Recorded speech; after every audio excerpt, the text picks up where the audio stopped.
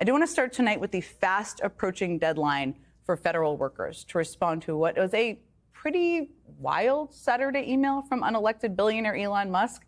I mean, according to Musk, who I will also note has literally absolutely zero authority to enforce this, all federal workers had until midnight tonight to reply to an email listing 5 things they accomplished last week. Now, he said if they don't respond, they lose their jobs.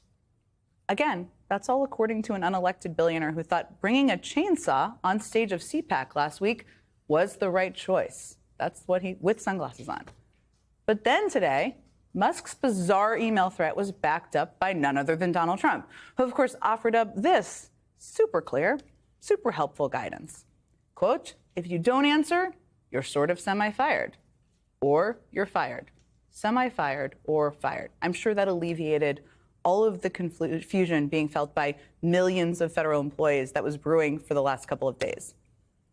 Now, today, the Office of Personnel Management came out and said that responding to this email is voluntary and workers will not lose their jobs if they don't respond. But remember, all weekend, millions of federal workers were faced with this kind of bizarre choice. I mean, do they respond and risk Musk doing who knows what with the information, perhaps sending it through an AI system is one of the things that's been reported? Or do they not respond and risk losing their jobs?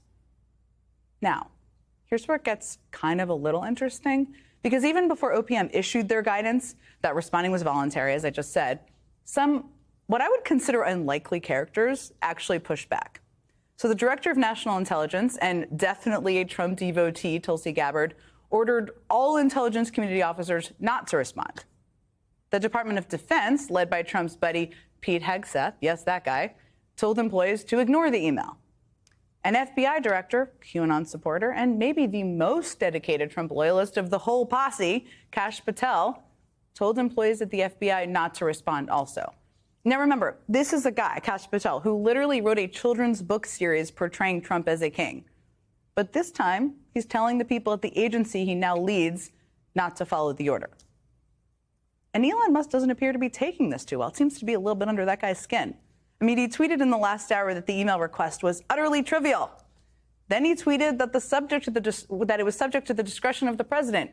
Workers will be given another chance. And that failure to respond a second time will then result in termination. So he clearly didn't love the pushback he got from those agency heads. He probably didn't plan on it. And now it's a bit of cleanup over there on ILX. But let me be clear, those Trump officials who defied Musk, I'm not suggesting in any way, shape, or form they deserve a Profile and Courage Award. That's not what I'm saying here. Their pushback here is not of a desire to do what's right. This is clearly driven by what they would consider their own self-interest. I mean, it's not within the self-interest of Gabbard or Patel to blindly follow Musk and to open themselves up to even further mutiny within the agencies they were just confirmed to lead. It's not in the personal self-interest of Gabbard and Patel to risk classified information or information about sensitive investigations they now oversee, going to a group of 20-something tech bros who may put it through an AI system. So we know why they're pushing back. I think those are some of the reasons.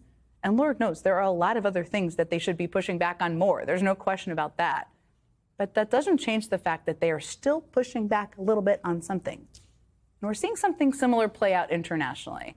I mean, this morning, 3 years to the day that Russia launched their all-out assault on Ukraine, the United States voted against a UN resolution condemning Russian aggression and calling for an immediate withdrawal of Russian troops from Ukraine. That is a crazy thing that is how they voted. That vote was in line with countries like North Korea and Belarus, everyone. I mean, not exactly leaders in defense of democracy or morality or many things. But that vote is also totally in line with what we're seeing play out publicly from Trump and members of his administration. I mean, just over the past few days, Trump called Ukrainian President Zelensky a dictator without elections, who should have never started the war in his own country. All completely false, made up.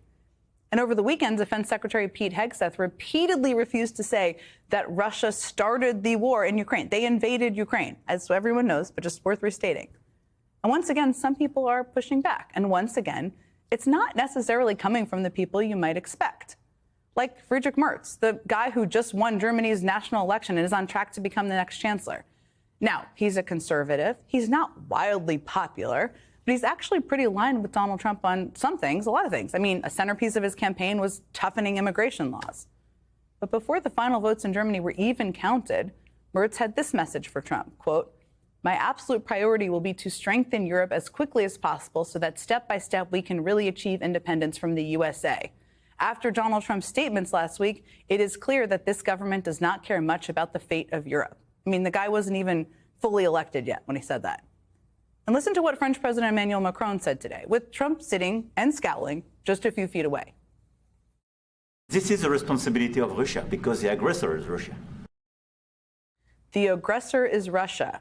A very obvious and accurate statement to make. But listen, he made it while sitting next to the scowling president of the United States, who has been declaring exactly the opposite repeatedly. And look, Merz and Macron are not doing this because they are secret members of the democratic resistance here. They are not. They're kind of acting out of their own self-interest, too, as most leaders do. It's a better political move for both of them to stand up for Ukraine and against Russia. Trump is a bit of a foil for Merz. But again, the key thing is that they are pushing back, just over a month into the Trump presidency. That's important because it shows that the pushback is kind of coming from everywhere right now, even from the unlikeliest of sources. I mean, it's coming from people within the administration, among the most loyal of all the loyals. It's coming from town halls in some of the reddest pockets of our country. It's even coming from world leaders. This is the kind of stuff you'd, yes, expect from Democrats, liberals, card-carrying progressives. And of course, we're seeing it from them, too, for sure. But now, they're definitely not the only ones.